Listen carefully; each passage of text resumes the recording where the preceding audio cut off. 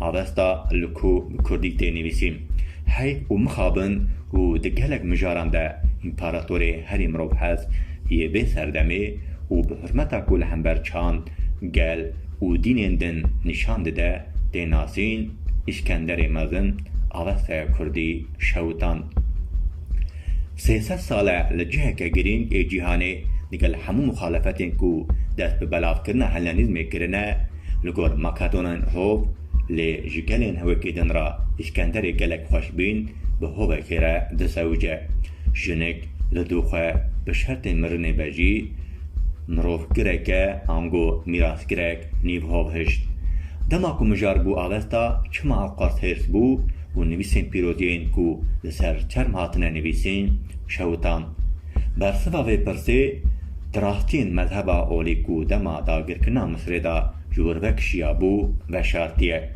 جور کو لگور اسکندر زردشت پیغمبر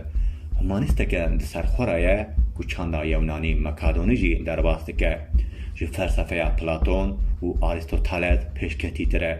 افتشی ویده که هبرکی جهان شارزا اسکندر پیغمبر کی جم نجاتا هو ناسکریه و سردستیا باند قرینین همانیش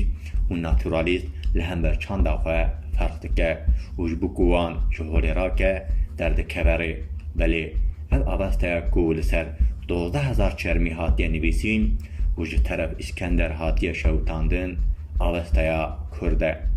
باشه آوسته کرد به تمامی جهولی هات را کرن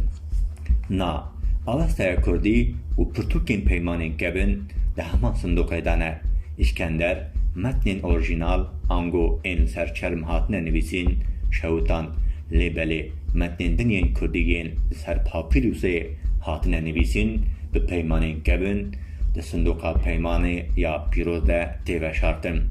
اف صندوق جهلا جهویان و جو کردان روکه امانت هات داین کرد ده صندوقه دناب هفت چیاین دناب هفت آبین کو ریوان به هفت دکوه دبنیا هفت داران هفت قاد دبنی ارده دا و شارتنه